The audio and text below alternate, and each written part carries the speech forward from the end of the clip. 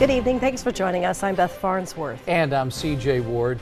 New designs, a shuttle, and a theater drop-off are just some of the ideas being considered by the Santa Barbara City Council tomorrow. The plan is to make the downtown area more efficient. And News Channel reporter John Palminteri joins us live. John, we may see some of these changes this year.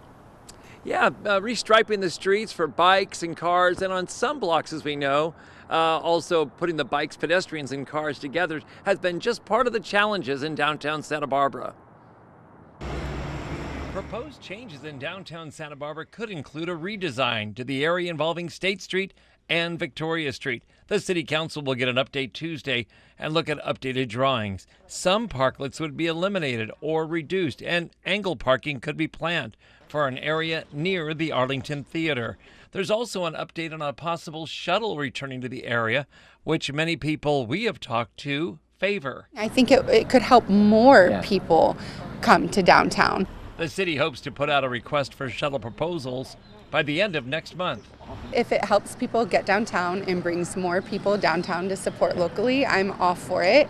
I know that there could have to be adjustments, possibly to the roads and things, or what restaurants have moved into the road. One of the proposed changes for State Street between Victoria and Sola Street is to have a designated drop-off area in front of the Arlington Theater, very similar to the one-way traffic and the drop-off zone now in effect at the Granada Theater. Nearby on Victoria Street between Chapala and State Street, the fire department says the way it is now has to change for fire apparatus to efficiently respond to calls. Pictures will be presented to show the challenges the department has when both parklets and parked vehicles are in the area.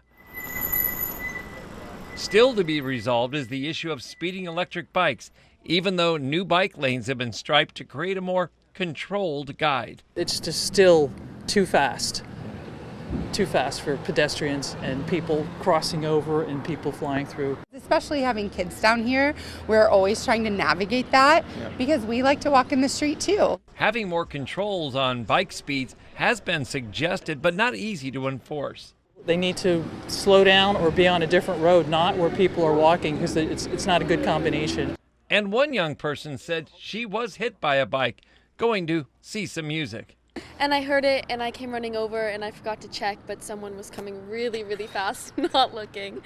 And I think it's good that bikes can come along, but I think it can also be kind of tough when there's a ton of walkers and bikes at the same time.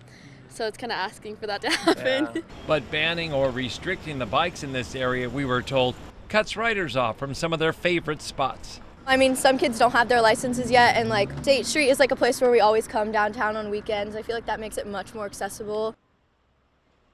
The city is getting monthly updates on State Street changes and some of the big picture items that are coming down the line. Of course, there is the master plan that's being worked on right now, so some of this might fit in and some of it might not in the end.